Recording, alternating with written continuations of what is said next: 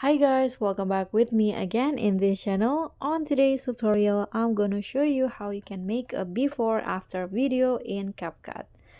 So here you need to add the video that you want to edit and then add the same video as overlay. So I'm going to duplicate it and put one of them as overlay. Okay, like this. And then after that, on the overlay, go to adjust and just add it or use your favorite color adjustment to make the changes obvious between the before and after. So here I'm going to lower the contrast and lower the brightness and increase the contrast, and the saturation. I'm going to increase it, sharpen.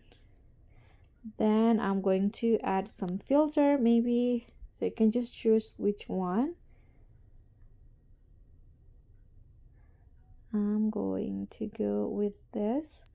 Okay, now click on a check icon and go to mask, still on the overlay.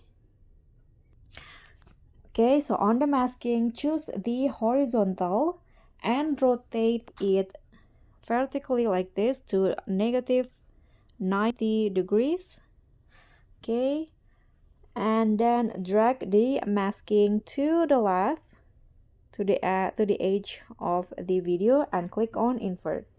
Click on the check icon. Now add a keyframe at the start and the another one in the middle or where you're liking.